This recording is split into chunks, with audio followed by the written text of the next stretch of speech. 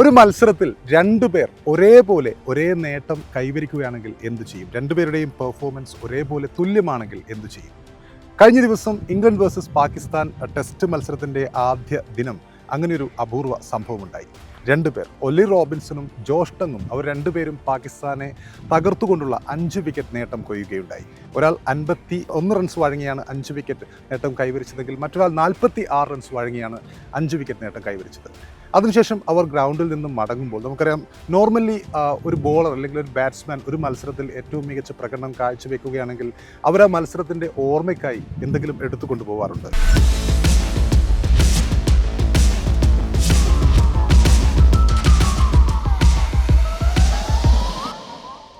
സാധാരണഗതിയിൽ ഒരു bowler 5 wicket നേട്ടം കൈവരിക്കുകയാണെങ്കിൽ അല്ലെങ്കിൽ 5 അതിന് മുകളിലോ വിക്കറ്റ് നേട്ടം കൈവരിക്കുകയാണെങ്കിൽ ആ പന്ത് ഒരു ഓർമ്മയ്ക്കായി എടുത്തുകൊണ്ടു പോകാറുണ്ട്. ഇങ്ങനെ പന്തിൽ അദ്ദേഹം നേടിയ ആ ഒരു പെർഫോമൻസ് എഴുതി വെക്കാറുണ്ട്. നമ്മൾ അനിൽ കുംബ്ലെയുടെ 10 വിക്കറ്റ് നേടിയ ആ ഒരു പെർഫോമൻസിൻ്റെ പന്ത് അനിൽ കുംബ്ലെ ഇങ്ങനെ പിടിച്ചു നിന്ന ഫോട്ടോയൊക്കെ നമ്മുടെ മനസ്സിൽ ഇപ്പോൾ ഓർമ്മ വരുന്നുണ്ടാകാം. അങ്ങനെ ഈ കഴിഞ്ഞ മത്സരത്തിൽ 2 പേർ 5 വിക്കറ്റ് നേട്ടം കൈവരിക്കുകയുണ്ടായി. ജോഷ് ടങ്ങും അതുപോലെ തന്നെ ഒലി റോബിൻസണും. അവർ ചെയ്തത് എന്താണെന്ന് അറിയാമോ? അവർ ചെയ്തത് ഈ പന്ത് രണ്ടുപേരും ഒരേപോലെ നേട്ടം കൈവരിച്ചവരാണ്. അവർ ഈ പന്ത് രണ്ടായി അങ്ങ് പകുക്കുന്നു. ഇതേപോലെ ഈ പന്ത് കട്ട് ചെയ്യുന്നു. ഒരു പകുതി ഒലി റോബിൻസൺ എടുക്കുന്നു, മറുപകുതി ജോഷ് ടങ്ങും എടുക്കുന്നു. ഒരുപക്ഷെ ലോക ക്രിക്കറ്റിൽ ഇങ്ങനെയൊരു പകുത്തെടുക്കൽ, പന്ത് മുറിച്ചുകൊണ്ടുള്ള ആ ഒരു സൊവനീർ കൈമാറ്റം ഒരുപക്ഷെ അപൂർവമായിരിക്കും. പന്തിങ്ങനെ കട്ട് ചെയ്യുക എന്നൊക്കെ പറയുമ്പോൾ നമുക്കറിയാം അത്രയും ബുദ്ധിമുട്ടുള്ള കാര്യമായിരിക്കാം. എങ്കിൽ കൂടിയും അവർ രണ്ടുപേരുടെയും സ്പോർട്സ്മാൻ സ്പിരിറ്റ്, അവരുടെ സാഹോദര്യം അല്ലെങ്കിൽ അവരുടെ ഒരു സൗഹൃദം, ഈ ഒരു അവസ്ഥയിൽ രണ്ടുപേരും ഒരേപോലെ 5 വിക്കറ്റ് നേട്ടം കൈവരിച്ചപ്പോൾ രണ്ടുപേർക്കും തുല്യമായിട്ട് ഈ ഒരു നേട്ടത്തിൻ്റെ ക്രെഡിറ്റ് അവർ പരസ്പരം പങ്കുവെക്കുന്ന ആ ഒരു കാഴ്ച തീർച്ചയായും പാകിസ്ഥാൻ വേഴ്സസ് ഇംഗ്ലണ്ട് മത്സരത്തിലെ ആദ്യ ദിവസത്തെ ടെസ്റ്റ് മത്സരത്തിലെ ഏറ്റവും മനോഹരമായ കാഴ്ചകളിൽ ഒന്നുകൂടിയായിരുന്നു.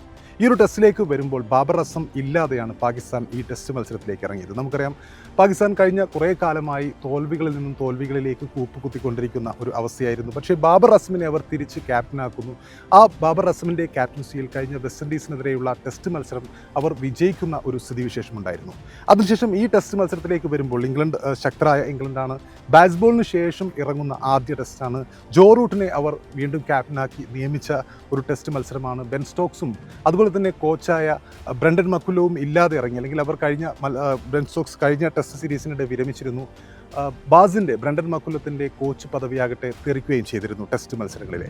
അപ്പോൾ ഇവർ രണ്ടുപേരും ഇല്ലാത്ത ഈ ടെസ്റ്റ് മത്സരത്തിൽ അവർ പഴയ ക്യാപ്റ്റനെ തന്നെ തിരിച്ചു കൊണ്ടുവന്ന ഒരു സ്ഥിതിവിശേഷമായിരുന്നു. അങ്ങനെ ജോ റൂട്ടിന് കീഴിലിറങ്ങിയ ഇംഗ്ലണ്ട് ഒരു പുതിയ ഇംഗ്ലണ്ട് ടീം. അതുപോലെ പാകിസ്ഥാൻ ഈ മത്സരത്തിന് തൊട്ട് മുമ്പ് ബാബർ അസം പരിക്കേറ്റ് പുറത്താവുന്ന കാഴ്ചയാണ് നമ്മൾ കണ്ടത്. ബാബർ അസമിന് പകരം സൽമാൻ അലി ആഘയായിരുന്നു താൽക്കാലിക ക്യാപ്റ്റനായി നിയമിതനായത്. പാകിസ്ഥാനാണ് ആദ്യം ബാറ്റ് ചെയ്തത്. പാകിസ്ഥാനെ തകർത്തുകൊണ്ടാണ് ജോഷ് ടങ്ങും അതുപോലെ തന്നെ ഒലി റോബിൻസണും പന്തെറിയാൻ തുടങ്ങിയത്. ഇവർ രണ്ടുപേരും പാകിസ്ഥാൻ ബാറ്റിംഗ് നിരയെ തകർത്തുകൊണ്ട് രണ്ടുപേരും 5 വിക്കറ്റ് വീതം വീഴ്ത്തിക്കൊണ്ട് ആദ്യ ദിവസം പാകിസ്ഥാൻ 172 റൺസിൽ ഓൾ ഔട്ടാകുന്നു. ഒരാൾ 51 റൺസ് വഴങ്ങി, മറ്റൊരാൾ 46 റൺസ് വഴങ്ങി 5 വിക്കറ്റ് നേട്ടം കൈവരിക്കുന്നത്. അതിനുശേഷമാണ് ആരാകണം അതിലെ ഏറ്റവും മികച്ച പെർഫോമൻസ് കാഴ്ചവെച്ച ആൾ എന്ന രീതിയിൽ ഒരു സൊവനീറായി പന്ത് കൊണ്ടുപോകുന്ന ഒരു രീതി ഉണ്ടായത്. അപ്പോൾ അവിടെ വെച്ചാണ് ഇവർ രണ്ടുപേരും പന്ത് രണ്ടുപേർക്കുമായി പകുത്തു നൽകിക്കൊണ്ട് പന്തിങ്ങനെ കട്ട് ചെയ്തുകൊണ്ട് ഇങ്ങനെ ഒരു രീതി ആവിഷ്കരിച്ചത്. ഇതിനു മുമ്പ് 98-ന് ശേഷം ഏതാണ്ട് 11 പ്രാവശ്യം 2 പേർ വീതം 5 വിക്കറ്റ് നേട്ടം കൈവരിച്ച സന്ദർഭങ്ങൾ ഉണ്ടായിട്ടുണ്ട്. ഇംഗ്ലണ്ടിനെ സംബന്ധിച്ചിടത്തോളം തന്നെ ഇതിനു മുമ്പ് ഇതേപോലെ ഒരു മത്സരത്തിൽ ഒരു ടീമിലെ 2 പേർ ചേർന്ന് 5 വിക്കറ്റ് നേട്ടം കൈവരിച്ചത് 2006-2007 കാലഘട്ടത്തിലാണ്. അന്ന് സ്റ്റീവ് ഹാർമിസൺ 5 വിക്കറ്റ് നേടി. അതിനൊപ്പം തന്നെ സ്പിന്നറായ മോണ്ടി പനേസറും 5 വിക്കറ്റ് നേട്ടം കൊയ്യുകയുണ്ടായി. ആ സമയത്തും ഇതേപോലുള്ള ആഘോഷങ്ങളൊന്നും ഉണ്ടായിരുന്നില്ല. അവരിൽ സ്റ്റീവ് ഹാർമിസനാണ് അന്ന് പന്തും കൊണ്ടുപോയത്. പക്ഷേ ഇവിടെ ഒരു പുതിയ മാതൃക സൃഷ്ടിക്കപ്പെടുകയായിരുന്നു. ഇങ്ങനെ പകുത്തെടുത്ത ആഘോഷവേള പെട്ടെന്ന് എൻ്റെ മനസ്സിൽ ഓർമ്മ വന്നത് ടോക്കിയോ ഒളിമ്പിക്സിൽ ഇതേപോലെ ഹൈജമ്പ് മത്സരത്തിൽ പകുത്തെടുത്ത ഒരു ട്രോഫിയുടെ ഓർമ്മയാണ്. അന്ന് ഖത്തറിൻ്റെ ഇസാ ബാർഷിമും അതുപോലെ തന്നെ ഇറ്റലിയുടെ ടംബേരിയും ഹൈജമ്പ് മത്സരം നടത്തുകയാണ്. അവർ രണ്ടുപേരും ഏതാണ്ട് 2.37 മീറ്റർ ചാടി കഴിയുകയാണ്. ചാടിയ ദൂരം അത്രയും 2.37 മീറ്റർ ആയതിനാൽ വീണ്ടും അവർക്ക് 3 അവസരം കൂടി നൽകുന്നു. ആ അവസരത്തിലും അവർക്ക് അതിലും കൂടുതൽ ചാടാൻ കഴിയാത്ത ഒരു സ്ഥിതിവിശേഷം ഉണ്ടാകുന്നു. അവസാനം ആർക്കാകണം സ്വർണം എന്ന രീതിയിൽ വീണ്ടും അവസരങ്ങൾ അവർക്ക് നൽകുന്നു. ആ സമയത്താണ് ടംബേരിക്ക് പരിക്ക് പറ്റുന്നത്.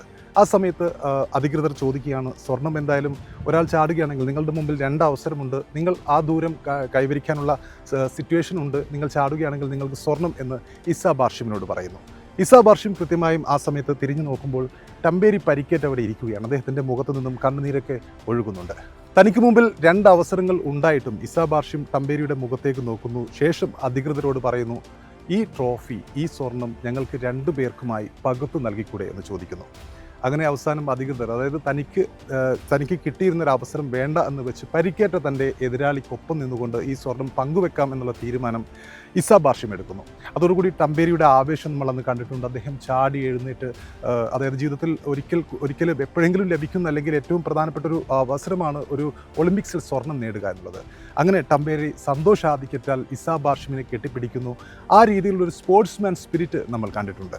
അതേപോലെ ഒരു സ്പോർട്സ്മാൻ സ്പിരിറ്റ് തന്നെ എന്ന് പറയാം ഈ പന്ത് ഇങ്ങനെ 2ആയി പകുത്ത് എടുത്തുകൊണ്ടുള്ള ജോഷ് ടങ്ങിൻ്റെയും ഒല്ലി റോബിൻസിൻ്റെയും ആവേശം, അല്ലെങ്കിൽ ആ ഒരു ആഘോഷം. ഒരുപക്ഷെ ലോക ക്രിക്കറ്റിൽ തന്നെ ഇങ്ങനെ പന്ത് പകുത്തെടുക്കുക എന്നുള്ളത് അത്രയും ബുദ്ധിമുട്ടുള്ള കാര്യമാണ്. ഒരുപക്ഷെ ലോക ക്രിക്കറ്റിൽ തന്നെ ഇങ്ങനെയൊരു ആഘോഷം അല്ലെങ്കിൽ ഇങ്ങനെയൊരു ക്രെഡിറ്റ് പങ്കുവെക്കൽ അപൂർവമായിരിക്കും. ഏതായാലും ഇങ്ങനെ നേട്ടങ്ങൾ പങ്കുവെച്ച ഒരു പന്ത് ഇങ്ങനെ 2ആയി പകുത്തുകൊണ്ട് നേട്ടങ്ങൾ പങ്കുവെച്ച ഒല്ലി റോബിൻസിനും അതുപോലെ തന്നെ ജോഷ് ടങ്ങിനും സല്യൂട്ട്.